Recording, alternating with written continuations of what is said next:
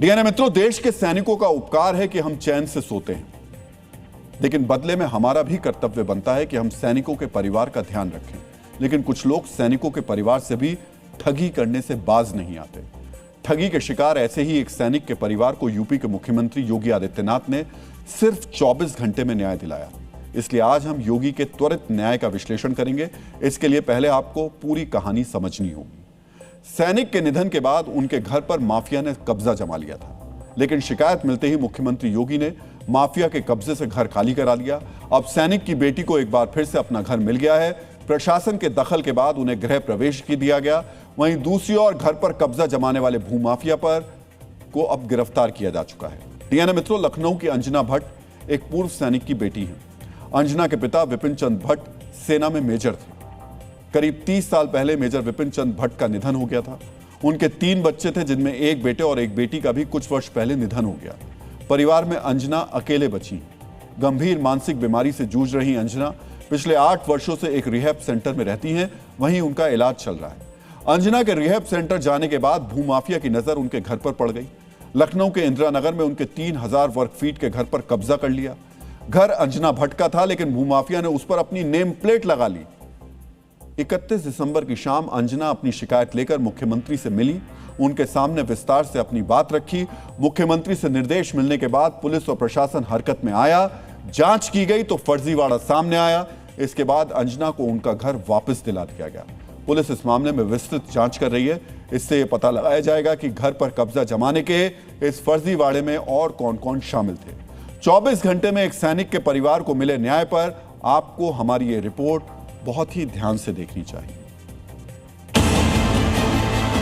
अपना घर पाने के लिए दर दर की ठोकर खा चुकी अंजना भट्ट ने 2025 के आखिरी दिन यानी 31 दिसंबर को मुख्यमंत्री योगी आदित्यनाथ से मिलकर न्याय की गुहार लगाई। अंजना के मुताबिक चंदौली के रहने वाले भूमाफिया बलवंत यादव और मनोज यादव ने उनके घर पर कब्जा कर लिया है। अंजना की बीमारी और अकेले होने का फायदा उठाते हुए फर्जी दस्तावेजों के सहारे मकान पर कब्जा किया गया। मुख्यमंत्री योगी ने अंजना की शिकायत पर तुरंत इस मामले का संज्ञान लिया। उन्होंने 24 घंटे के भीतर न्याय का भरोसा दिया और लखनऊ पुलिस और प्रशासन को कार्रवाई के निर्देश दिए। सीएम के निर्देश पर लखनऊ के गाजीपुर थाने में दोनों आरोपियों के खिलाफ केस दर्ज किया गया। उन्हें गिरफ्तार किया गया। इसके बाद अगले ही दिन अंजना को अपने घर पर फिर से कब्जा दिलाया गया। विपिन चंद्र भट्ट के द्वारा थाना गाजीपुर पर एक प्रार्थना पत्र प्रस्तुत किया गया कि उनके मकान संख्या A418 पर बलवंत यादव नाम के आदमी ने अवैध रूप से कब्जा कर लिया है।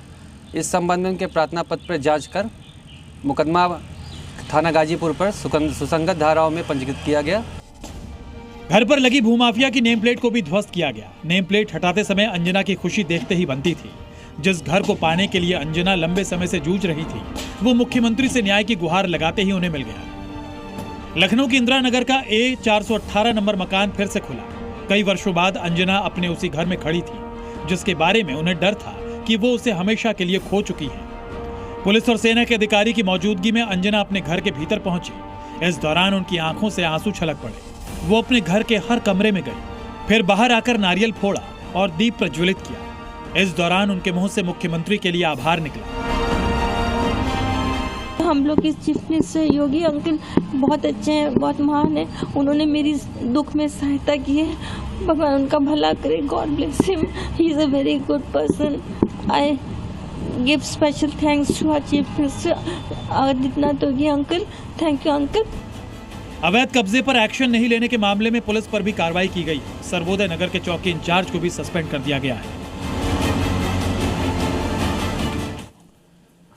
डीएनए मित्रों, सीएम योगी का त्वरित न्याय वाला यह मॉडल आम लोगों के प्रति उनकी सरकार की प्रतिबद्धता का प्रमाण है। शासन का यही मॉडल योगी आदित्यनाथ की अखिल भारतीय लोकप्रियता की वजह भी है।